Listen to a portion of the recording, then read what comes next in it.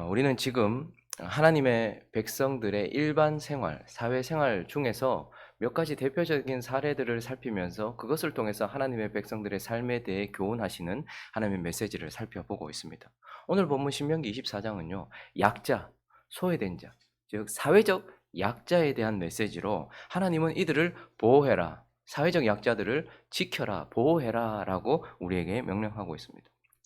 먼저 오늘 1절부터 보시면 하나님은 그 당시 지금도 그렇지만 그래도 지금은 많이 좋아졌지만 그 당시에는 전혀 보호의 대상이 아니었던 여자를 사회적 약자였던 여자를 보호해라 이렇게 말씀하십니다. 사람이 아내를 맞이하여 데려온 후에 그에게 수치되는 일이 있음을 발견하고 그를 기뻐하지 아니하면 내보내는데 어떻게 해서요? 이혼 증서를 그의 손에 주고서 내보내라 이렇게 말씀하고 있습니다. 왜 이렇게 말씀하셨습니까? 예수님이 오셔서 해석도 하셨죠. 남자들의 완악함 때문이었습니다. 저기서 수치되는 일이 뭔가 정확하게 알 수 없습니다. 그러나 한 가지 확실한 것은 간음은 아니었을 거예요. 왜냐하면 간음은 이혼으로 처리하는 것이 아니라 사형으로 처리했기 때문에 간음이 아니라 남자가 여자가 마음에 안 들었던 것 같아요. 좀 시간이 지나면서 다른 여자가 눈에 들어왔거나 아니면 여자가 좀 그랬거나 뭐 그랬겠죠. 그런데 너무 쉽게 마치 헌옷 버리듯이 그냥 옷 몇 번 입다가 마음에 안 들면 버리듯이 그냥 그렇게 쉽게 버리는 것이죠. 그래서 하나님은 그렇게 하지 못하도록 하기 위하여서 이혼 증서 법적으로 처리를 하게 하셨습니다. 증서를 써야 된단 말이죠. 그러니까 반드시 거기는 이유가 있어야 될 것이고 분명한 뭔가 합당해야 됐을 거란 말입니다. 거기다가 4절을 보시면 그 여자가 그래서 이혼 증서를 써서 나가면 이 사람은 다시 결혼을 할 수 있었어요. 재혼도 할 수 있었단 말이죠. 그런데 그 둘째 남자하고 재혼을 했다가 또다시 버림을 받거나 혹은 그 남편이 죽었어요.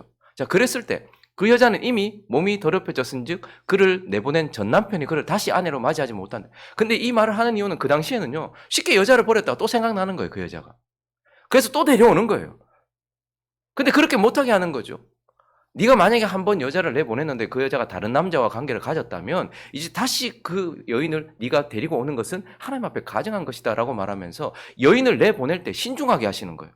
다시는 데려올 수 없다라는 것을 생각하게 하면서 신중하게 해서 이혼 증서를 써주고서 여자를 내보냄으로 인하여서 여자가 쉽게 버림을 받고 그 삶이 무너지는 것을 하나님께서 보호하게 하셨던 것입니다. 거기다가 5절을 보시면 사람이 아내를 맞이했어요. 그러니까 결혼을 한 것이죠. 그런데 전쟁이 터지거나 뭔가 지금 급박한 일이 일어났어요. 그러면 그 결혼한 남자는 군대로 보내지 말라는 것이에요. 아무 직무도 그에게 맡기지 말고 1년 동안 한가하게 집에 있으면서 그 아내와 시간을 보내서 1년 동안은 아내를 즐겁게 해줘라 이렇게 말하고 있습니다. 이것은 갓 결혼한 남자의 행복권을 하나님께서 보장하신다는 말이기도 하지만 그러나 이 여인을 보호하는 것입니다. 결혼하자마자 남자가 군대 나갔다가 죽으면 자식도 없이 죽으면 이 여자는 그냥 인생이 그냥 무너지는 거예요.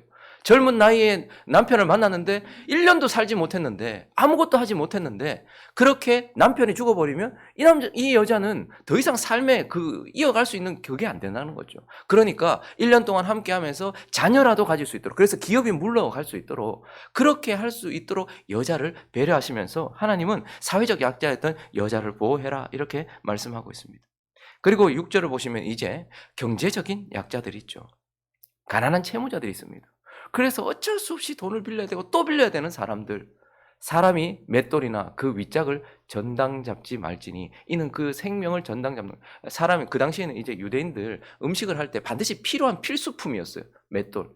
그런데요. 돈을 빌려 갔다고 해서 이제 뭔가를 전당 잡아야 될 것 아닙니까?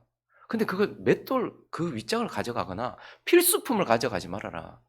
내가 아무리 그래도 이 사람이 지금 돈을 빌려서 지금 그런 상황에 처해 있다고 하고 너도 지금 돈을 받아야 되는 상황이라 할지라도 그러나 최소한 이 경제적인 약자, 가난한 채무자들의 완전 생명을 위협하는 그러한 행동들은 하지 못하도록 하셨다라는 거예요. 정말 생계에 필요하고 필수적인 것들은 손대지 못하게 하셨다는 말입니다. 10절부터도 보시면요. 내 이웃에게 무엇을 구워줄 때에 너는 그의 집에 들어가서 전당물을 구워주면서 그래 내가 돈 줄게 하면서 집에 쓱 들어가가지고 아무거나 그 집에 있는 거 귀한 거다 싶으면 전당물로 취하지 말고 어떻게 하라는 거예요? 밖에 서 있어라. 내게 꾸는 자가 전당물을 밖에 가지고 나와서 네게 줄 때까지. 왜요? 얼마나 비참하겠습니까? 지금 돈을 구워야 되는 그런 상황이 있는데 이 돈 구워주는 자가 집에 쓱 들어와가지고 이거 그러면 이거 전당물로 가져가면 되지. 이런 식으로 그 사람의 인격을 모독하지 말라는 거예요. 그 사람을 인격적으로 대우하라는 거예요. 마음이 얼마나 무너지겠냐는 말이죠. 그러니까 너는 밖에서 기다리고 있다가 그 사람이 가지고 오는 거, 그거 전당물로 가지고 가라. 이렇게 말씀하고 있어요. 그가 가난한 자면 결국 뭘 전당 잡히겠습니까? 결국 하나밖에 없는 옷이에요. 그런데 유대인들에게 있어 옷은 평소에는 입는 것이고 밤에는 뭐죠? 이불이에요, 이불. 그러니까 거기는요, 우리하고 기후가 완전히 다릅니다. 저도 가보니까요, 낮에는 막 40도까지 올라가는 그런 막 너무너무 뜨거운데 밤에는 또 한 영하 40도까지 내려가는 너무너무 추운 거예요. 그러니까 그게 없으면 이 사람은 오돌오돌오돌 밤에 떨게 되는 거죠. 그래서 그가 가난한 자면 너는 그의 전당문을 가지고 자지 말고 해질 때에 갖다 줘라. 가져다 줘라. 돈을 못 받았다 할지라도 그에게 반드시 돌려줘라 라고 말씀하시면서 하나님은 경제적인 약자들, 돈이 없는 자들, 가난한 채무자들, 그들도 보호해라 이렇게 말씀하고 있는 거예요. 거기다가 또 14절과 15절 보시면 하루 벌어서 사는 사람도 있거든요. 공공하고 빈약한 품꾼이 있어요. 근데 형제일 수도 있고요. 그리고 객일 수도 있습니다. 근데 그들 학대하지 말아라. 우리도 이제는, 예전에는 우리도 독일이나 뭐 이런 곳에 가서 정말 험한 일을 하면서 외화 벌어오면서 살았지 않습니까? 근데 이제 우리 주변에 보면 여기 밑에 우리 베트남 쌀국수집 생겼는데 제가 그랬잖아요. 저거 되겠나 싶었거든요. 베트남, 중국, 뭐 캄보디아 뭐 이런 사람들이 엄청 많이 와요. 낮에 보면 줄을 서서 밥을 먹더라고요. 그러니까 그만큼 이제 우리나라에 오면 저 사람들 돈 좀 번다는 생각을 하는 거죠. 그러니까 이제 우리도요, 입장이 바뀌어서 그 사람들이 우리를 얼마나 하찮게 대했습니까? 그리고 외국인 노동자라고 우리나라 사람들을 얼마나 학대하면서 품삯을 제대로 주지도 않고 막 그렇게 했지 않습니까? 우리가 일본에게도 그런 일을 당했었죠. 지금 하나님께서 하나님 백성들에게 말해요. 혹시 네 형제거나 아니면 뭐 객이라 할지라도 그들 학대하지도 말고 15절에 보시면 품삯을 당일에 줘라. 해진 후까지 미루지 말아라. 왜냐하면 그가 가난하니까. 오늘 그거 없으면 안 되잖아. 그러니까 간절히 바라니까 그 경제적인 약자를 보호해줘라 라고 이렇게 말하면서 경제적인 약자, 가난한 채무자를 보호할 것을 명령하고 계십니다.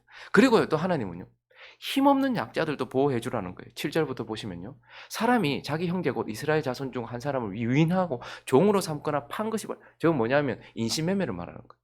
누가 보통 인신매매 당합니까? 힘없는 아이들이나 보호자 없는 고아들, 아니면 정말 뭐 어떻게 할 수 없는, 법적으로 어떻게 할 수 없는 그런 사람들 있잖아요. 그러니까 쉽게 데려가서 그냥 종으로 팔아서 자기의 유익을 위해서 이익으로 쓰는 거예요.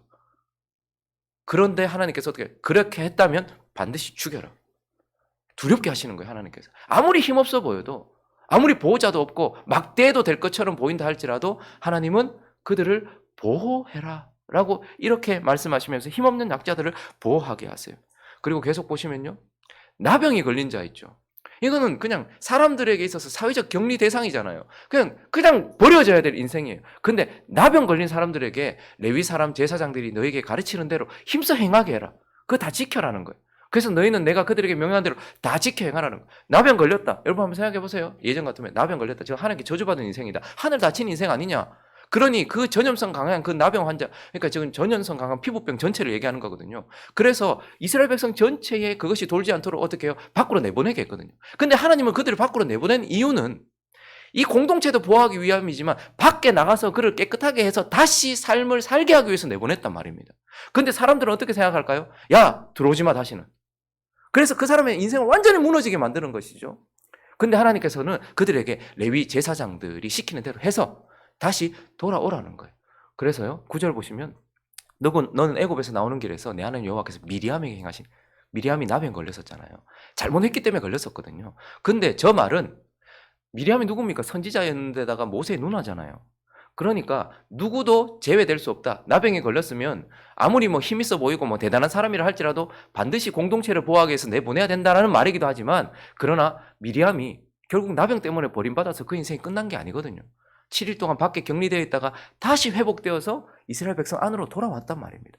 그러니까 그렇게 연약한 자들, 정말로 힘없는 자들, 정말 사람들에게 버림받을 것 같은 자들도 하나님 어떻게 하라는 거예요? 보호해줘라 이렇게 말씀하고 있습니다. 거기다가 16절은요, 무죄한 자도 보호해줘야 된다는 거예요. 아버지는 그 자식들로 말미암아 죽임 당하지 않을 것이고 자식들은 그 아버지로 말미암아 죽임을 당하지 않을 것이다. 각 사람은 자기 죄로 말미암아 죽임 당할 것이다. 이렇게 얘기해요. 어쩔 수 없는 약자가 되는 거예요. 여러분 지금 내 아버지가 큰 죄를 저질렀어요. 죽임 당할 죄를 저질렀어요. 이건 정말 진짜 큰 죄예요.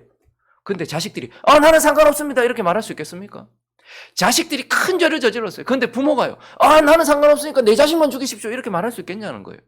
결국 약자가 되는 거죠. 아버지가 죄를 그렇게 큰 죄를 지었는데 내가 뭐라고 말하냐는 거예요. 사람들한테 손가락질 받을 수밖에 없고 결국은 사람들이 싸그리 잡아서 도매급으로 나를 죽일 수 있는 그런 상황이죠. 더더욱 자식들이 죽일 죄를 저질렀어요. 동네에 큰 우사를 저질렀단 말입니다. 그런데 부모가 나는 상관없습니다 이렇게 말할 수 있을까요? 못한단 말이에요. 한마디도 못 뛴단 말이에요. 어떡하겠어요? 내 아버지가 큰 죄를 저질러서 많은 사람들에게 피해를 주고 내 자식이 죄를 저질렀는데 그런데 하나님 어떡하라는 거예요? 무죄한 그 사람, 결국은 한마디 말할 수 없는 그 사람 보호해줘라. 각 사람의 죄로 죽임 당할 것이지 아버지의 죄나 자식 죄 때문에 죽임 당하지 않도록 보호해줘라. 이렇게 말. 우리 하나님 참 좋으신 분이시죠. 그리고 한 가지 더 17절은 이제 사회적 약자의 대명사 누굽니까? 객, 고아, 과부. 존재적인 약자예요. 힘없는 약자들입니다. 누구에게도 보호받을 수 없는 자들이에요. 그런데 그들 보호해줘라. 이렇게 말씀하고 있는 것입니다. 이렇게 하나님은 사회적 약자들을 보호하게 하시는데 이것은요 그냥 단순한 권면이 아니고요 엄중한 명령이었습니다.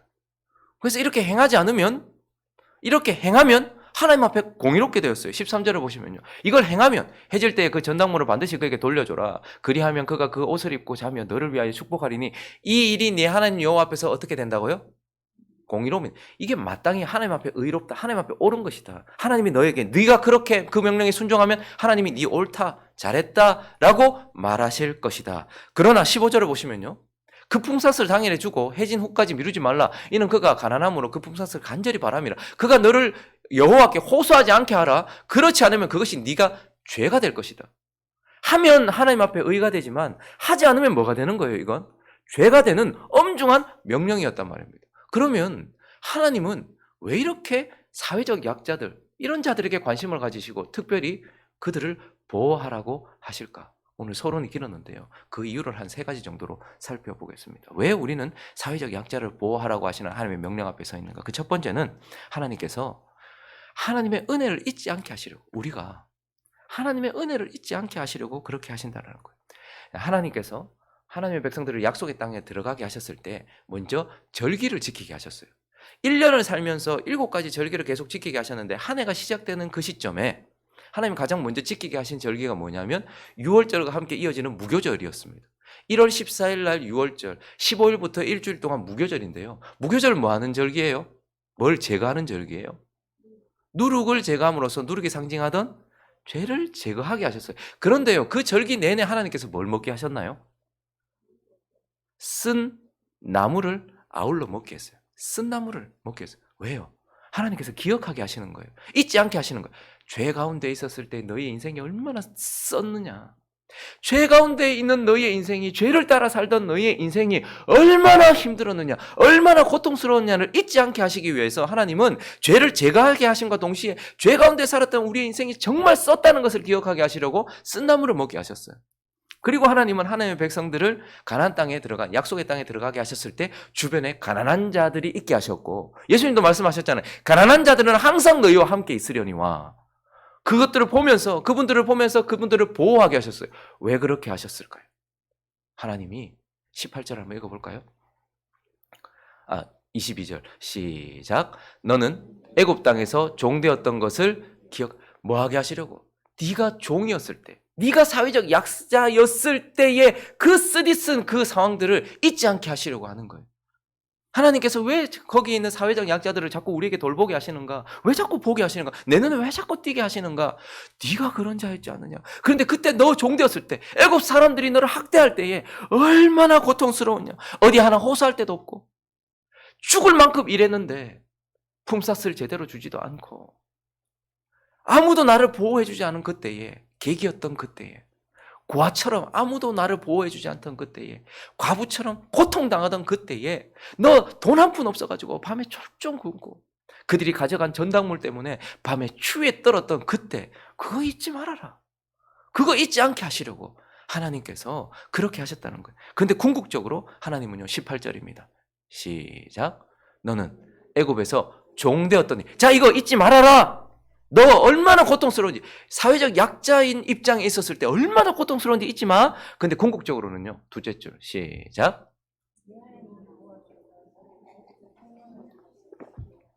이러므로 내가 네게 이 일을 행하라. 하나님께서 너가 죄 가운데 있었을 때도 참 쓰디쓴 인생이었잖아. 그런데 네가 종되었을 때, 사회적 약자였을 때 정말 그때 얼마나 고통스럽고 힘들었니? 그런데 네 하나님 여호와께서 너를 거기서 건져내셔서 너 지금 속량된 거, 자유도 얻었고, 너 지금 언제든지 이제 힘들고 어려울 때 하나님께 호소할 수 있는 하나님의 자녀가 되었고, 경제적인 어려움 가운데서 하나님께 나아갈 수 있는 자가 되었고, 너는 이제 하나님께서 주신 은혜 가운데 있는 자가 되었잖아. 아무도 돌아보지 않는 벌레 같은 인생이었던 너가 하나님의 은혜로 지금 여기 서 있다는 것, 하나님이 너를 보호하셨다는 것, 하나님이 너를 지금 지켜주셨다는 것, 그거 절대 잊지 않게 하시려고 하나님은 우리 주변의 사회적 약자들을 우리가 친히 보호하게 하셨다라는 거예요. 그리고 두 번째, 하나님께서 왜 그렇게 주변에 있는 사회적 약자를 보호하게 하시는가? 그 두 번째는요, 우리를 보호하시고 우리를 지키시기 위함입니다. 여러분, 우리가 일본의 압제를 받을 때요, 일본이라는 나라의 압제를 받을 때 그들이 저질렀던 만행, 그들의 그 완악함, 그것에 치를 떨지 않습니까? 그들이 우리나라 사람들에게 어떻게 했는지 우리 알잖아요. 야, 어떻게 인간이 저럴 수 있냐. 정말 치가 떨립니다. 그래서 우리는 일본 하면 가위바위보도 져서는 안 돼요.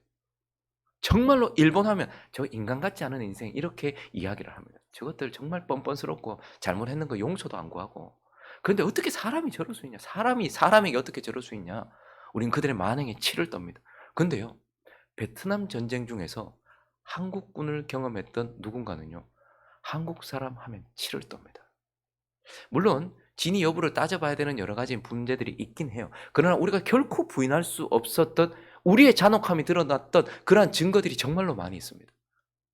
그래서 베트남 사람들은요, 어떻게 사람이 저럴 수 있냐 라고 말할 만큼 한국군 하면요, 뭐 무슨 부대, 무슨 정령부대 뭐 이러면 치를 떠는 거예요.